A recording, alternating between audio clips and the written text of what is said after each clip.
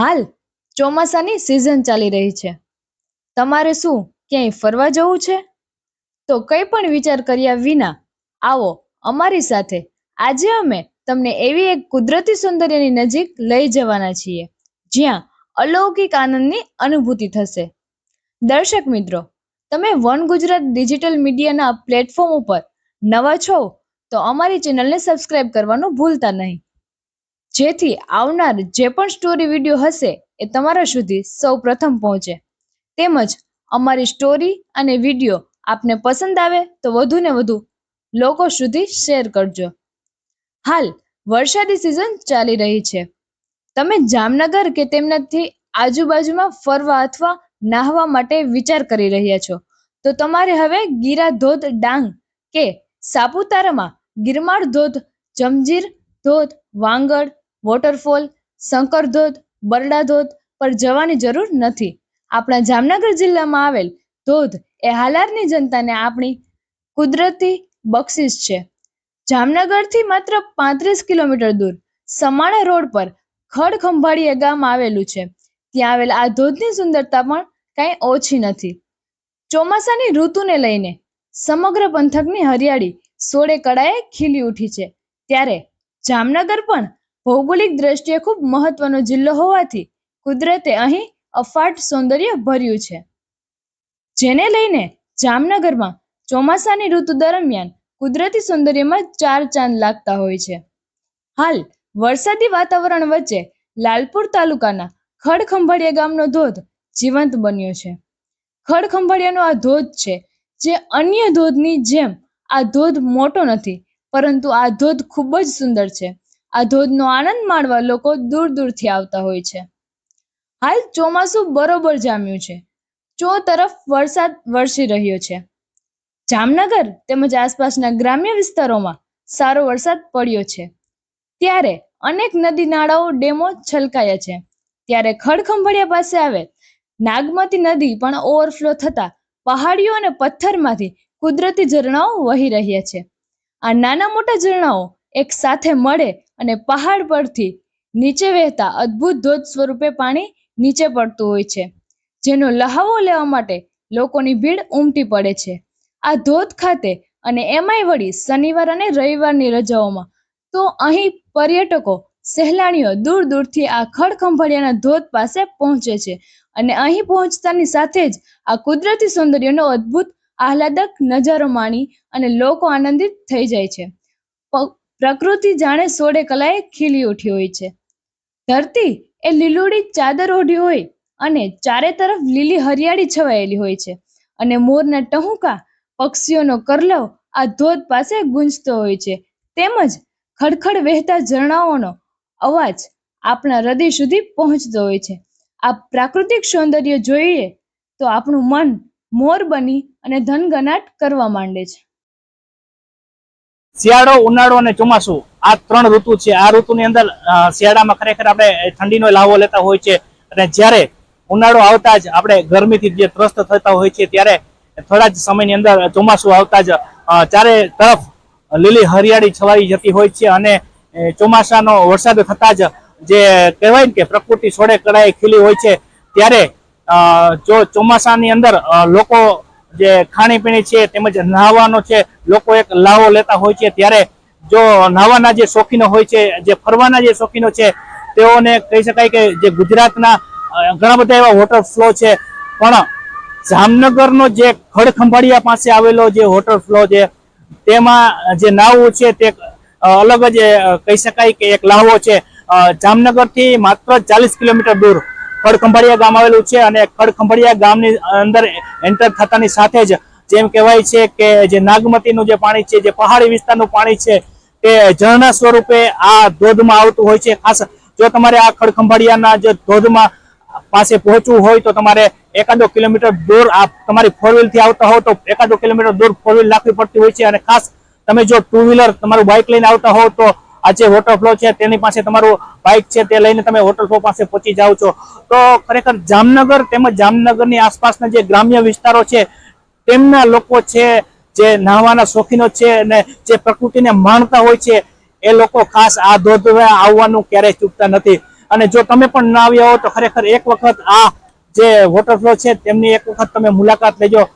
ખાસ તમે જોઈ શકો છો કે જે પહાડી જે વિસ્તારનું જે ઝરણા સ્વરૂપે આવતું જે પાણી છે એ ધોધ સ્વરૂપે બને છે અને લોકો જે કહી શકાય ને કે સાપુતારા કે ડાંગનો જે ધોધ છે એમને પણ ભૂલાવી શકે એવો આ જામનગરનો ખડખંભાળિયાનો જે ધોધ છે.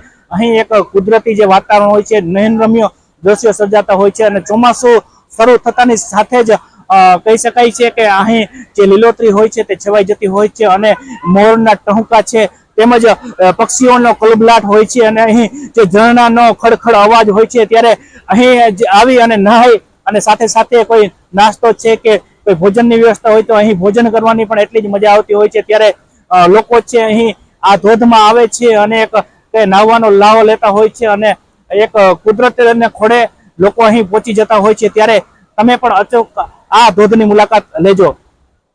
ખડખંભાળિયાના આ ધોધમાં નાહવા માટે દૂરથી લોકો આવતા હોય છે અને સાથે આવતા લોકો ભોજન પાણીની પણ વ્યવસ્થા લઈને આવતા હોય છે. ધોધમાં નાહી અને ત્યારબાદ પ્રકૃતિના ખોળે વન ભોજનની પણ મોજ માણતા હોય છે. આ ધોધે નાહવા આવતા પર્યટકોને વન ગુજરાત ડિજિટલ મીડિયાના માધ્યમથી નમ્ર અપીલ કરવામાં આવે છે કે તમે લોકો આ ધોધે આવો છો તો સાથે સાથે પ્રકૃતિનું પણ જતન થાય એ માટે પ્લાસ્ટિક બેગ તેમજ અન્ય કોઈ વસ્તુઓ કચરો જ્યાં ત્યાં ફેંકો નહીં અને પર્યાવરણનું જતન કરવા માટે ખાસ નમ્ર અપીલ કરવામાં આવે છે. કુદરતી આ સૌંદર્યને માણવા આવેલા પર્યટકોએ વન ગુજરાત ડિજિટલ મીડિયાના CEO ફાઉન્ડર સંજય મર્દનિયા સાથે વાતચીત કરતા શું જણાવ્યું જુઓ. ખડખંભાળિયાનો સુખનાથ વોટરફોલ ખાસ આપણે ત્યાં પહોંચ્યા છીએ અને જ્યાં કહી શકાય કે એક જે ધોધ છે તેમના નાહવા માટે જે પર્યટકો છે, સહેલાણીઓ છે આવતા હોય છે, દૂર દૂરથી આવતા હોય છે. ત્યારે આપણી સાથે છે. તમે ક્યાંથી આવો છો? ખડખંભાળિયા ગામમાંથી. શું કહેશો, તમારું જે ગામ છે તે નજીક છે અને આ તમારા ગામની અંદર આ જે એક કુદરતી નજારો છે એ જોવા મળે છે દર વર્ષે, શું કહેશો? હા, ચોમાસું જ્યારે આવે ત્યારે વરસાદ પડે ત્યારે આ સુખનાથ ધોધને કુદરતીમય વાતાવરણ આનંદફૂલ હોય છે. ખાસ અહીં આવતા હોય છે તો કેવી મજા લેતા હોય છે લોકો અહીં આવીને? ખૂબ જ મજા લેતા હોય. સાથે સાથે આજુબાજુમાં શું છે અહીંયા? બસ અહીંયા સુખનાથ ધોધ છે, ખોડકનું મંદિર ને એવું છે. આ બાજુ દુધેશ્વર મહાદેવ મંદિર છે. અને હજુ શરૂઆત છે. શરૂઆત 2 દિવસથી શરૂ થયો છે. થોડો જેમ જેમ પ્રચાર થશે મીડિયાથી એટલે અહીંયા માણસ સમાતું નથી ગામમાં. ક્યારેક ક્યારેક તો અમારે પાર્કિંગ બહાર રાખવા પડે છે. તમે ખડખંભાળિયાના છો? હા, ખડખંભાળિયા. ખાસ આ ધોધે આવવા માટે ક્યાંથી આવવાતું હોય છે? ખડખંભાળિયાથી ફોર વ્હીલ લઈને આવવું હોય તો ક્યાંથી ફોર વ્હીલ રાખવી પડે છે? જામનગરથી આવે તો લાલપુર બાયપાસ થી સમાના રોડ ઉપર બાયપાસ થી એક્ઝેક્ટ 30 કિલોમીટર દૂર આપણું આ ગામ આવેલું છે. ત્યાંથી ગામના પાદરમાંથી એક સુખનાથ ધોધ બાજુનો રસ્તો પડે છે. ત્યાં ગામમાંથી લગભગ 1.5-2 કિલોમીટર જેટલો દૂર થાય છે. ખૂબ રમણીય જગ્યા છે, પ્રાકૃતિક વાતાવરણથી ભરપૂર છે. હજુ 15 દિવસ પછી પ્રકૃતિ સોળે કળાએ ખીલી ઉઠશે. આ ધોધે આવવા માટે ખાસ જે લોકો ફોર વ્હીલ થી આવતા હોય એમને ફોર વ્હીલ કેટલી દૂર રાખવી પડતી હોય છે અહીંયાથી? 800-900 મીટર. બાઇક હોય તો છેક સુધી આવી જાય. તો અહીં ખાસ જે લોકો આવતા હોય છે, પ્રકૃતિ સોળે કળાએ ખીલી હોય છે, ઝરણા સ્વરૂપે આ જે પાણી આવતું હોય છે તો આ પાણી પહાડનું હોય છે કે કોઈ ડેમનું આવેલું? આ પાણી ડેમ ઓવરફ્લો થવાથી ડેમનો એક આ જે અહીંની લોકલ ભાષામાં કાઢિયો કહે છે. ડેમ જ્યારે ઓવરફ્લો થાય તો ત્યારે આ કાઢિયામાંથી પાણી ઓવરફ્લો થઈને આ ધોધ સ્વરૂપે બહાર આવે છે. ડેમ ખડખંભાળિયા ડેમ તરીકે જનરલી જાણીતો છે, એનું કોઈ બીજું કોઈ નામ નથી. પણ સાંભળ્યું છે ત્યાં સુધી ખડખંભાળિયાનો ડેમ એ તરીકે જામનગર જાણીતો છે. શું કહેશો બીજા લોકોને, શું કહેશો અહીં લોકોને ફરવા માટે આવવું હોય તો એના માટે શું કહેશો? ખૂબ સરસ જગ્યા છે. પોતાનો હળવો નાસ્તો લઈ અહીંયા આવે તો નાહવાની સાથે સાથે બાજુમાં નાસ્તો કરવા માટેની પણ વ્યવસ્થા છે. અને પ્રકૃતિ સોળે કળાએ અત્યારે ખીલેલી છે. હરિયાળું વાતાવરણ તન મન અને પૂરા શરીરને સંપૂર્ણ શાંતિ આપશે. ખડખંભાળિયાના વોટરફ્લો પાસે ખાસ સહેલાણીઓ દૂર દૂરથી આવતા હોય છે. ત્યારે આપણી સાથે વાતચીત કરવા માટે જોડાયેલા છે. શું કહેશો, આ ખડખંભાળિયાનો જે વોટરફોલ છે એનો જે એક પ્રકૃતિનો એક આનંદ લેવા માટે સાહેબ આપ પહોંચ્યા છો, તો ક્યાંથી આવો છો અને શું આપનું નામ? મારું નામ કુલદીપસિંહ જાડેજા છે. હું જામનગર રહું છું અને ખડખંભાળિયા ગામના આ ધોધ વિશે એમ કહીશું કે આપણે સિમલા મનાલી આ સિઝનમાં તો જવાની જરૂર જ નથી, કેમ કે આપણા ગુજરાતમાં જ આવી કેટલી બધી એવી જગ્યાઓ છે કે જ્યાં આવી પ્રકૃતિનો આનંદ આપણે માણી શકીએ. અને સિમલા મનાલી જેવો વ્યૂ અને એ આનંદ, તન મનની શાંતિ આપણા આવા જ રિમોટ લોકેશન્સમાં મેળવી શકીએ. અને આ લોકેશન તો એટલું દૂર પણ નથી. જામનગરથી 1 કલાકના અંતરે, જામનગરથી 35 કિલોમીટરની દૂરી પર આ સ્થળ આવેલું છે. અને શરૂઆત થઈ 2-3 દિવસ થયા છે આ ધોધને વરસાદ પડી ગયો સારો, એટલે હજુ પણ જેટલી વાર વરસાદ પડશે એટલી વાર આ ધોધ કાયમ માટે આમ આ ચોમાસાની સિઝન દરમિયાન ચાલુ જ રહેશે. શું કહેશો સાહેબ, આપ પહેલી વાર જ અહીં પહોંચ્યા છો? હા, હું 2-3 વાર આવી ચૂક્યો છું અહીંયા, અને બાકી જેટલી વાર આવી આનંદ જ આવ્યા કરે છે. શું કહેશો, આ જે એક કહી શકાય કે આ જે ઝરણાઓ છે અને જે પ્રકૃતિ છોડે કલાએ ખીલી છે, મોરના ટહુકાર છે, પક્ષીઓનો કલબલાટ છે, ખાસ કરી અને અહીં આવતા આપનું મન કેવું રહે છે? અદ્ભુત વાતો છે, કેમ કે આપણે ગુજરાતમાં 12 માસ વહેતી નદીઓ બહુ ઓછી છે, અને એમાં ચોમાસાની સિઝનમાં જ્યારે આવા નજારાનો લાભ આપણને મળે, આપણા સ્થાનિકે મળે, મહત્વની વાત તો એ લાભ લઈ જ લેવો જોઈએ. જેટલા પણ પ્રકૃતિઓ પ્રેમીઓ છે એમના માટે આ સ્થળ એટલે સ્વર્ગ બરાબર, સ્વર્ગથી સુંદર નહીં કહીએ તો સ્વર્ગ બરાબર તો છે જ. આ જામનગરથી આવું છું. અમે ફેમિલી સાથે અહીંયા ફરવા માટે આવ્યા છીએ. અહીંયા બહુ સરસ રમણીય સ્થળ છે. અમે પહેલી વાર અહીંયા લાભ લીધો છે. હવે અહીંયાથી છે ને 4 વ્હીલર તમારું બારે રાખી અને લગભગ 1-8 કિલોમીટર જેવી જર્ની કરી, બાઇક સાથે તમે ડાયરેક્ટ 4 ઉપર આવી શકશો. અને જરૂર એકવારથી બહુ રમણીય સ્થળ છે. એકવાર ખરેખર વોટર પાર્કમાં જવા કરતા કુદરતના ખોળે આવવાથી આ મજા જ આખી નહીં રહી. આ તમારું નામ શું છે અને તમે ક્યાંથી આવો છો? હા, મારું નામ સોલંકી મનીષ છે. હું જામનગરમાંથી આવું છું.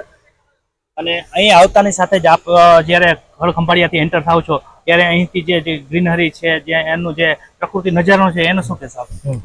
અને જ્યારે તમે ખડખંભાળિયા એન્ટ્રી કરો ને ત્યારે આખી બાજુના લીલા ખેતર, કુદરતની ખોળે આ જે વસ્તુ છે ને આખી, એ આખી આહલાદક છે આખી. અને મયુરના ટવકા કરતા કરતા અમે આવ્યા ને, રસ્તામાં 1 કલાક બધું જોતા ખરેખર એકવાર મુલાકાત લેવા જેવી છે. શું કહેશો, અહીં નાહવાની કેવી મજા આવે છે? હા, નાહવાની બહુ મજા આવે છે અહીંયા. સાથે સાથે કહી શકાય કે અહીં વનભોજન જો કર્યું હોય તો એનો પણ એક આનંદ રાવો છે, તો શું કહેશો એને? ના, વનભોજન તો કરવું જોઈએ. અમે વનભોજન કરીને પછી જ ઊભા થયા છીએ અત્યારે. ખરેખર એની આખી મજા જ આગળ છે વનભોજન કરી. જામનગર થી થોડે દૂર ખડખંભાળિયા પાસે જે આવેલો જે આ વોટરફ્લો છે, ખાસ તેમનું જે નયનરમ્ય જે દ્રશ્ય છે તે ચોમાસું શરૂ થતાની સાથે જ જે વરસાદ વરસતા જ એ નયનરમ્ય દ્રશ્ય જે સર્જાતા હોય છે. અને જામનગર તેમજ આસપાસના લોકો છે તે અહીં નાહવા તેમજ અહીંનો જે એક નજારો છે તેમનો લાહવો લેવા માટે ખાસ પહોંચી જતા હોય છે.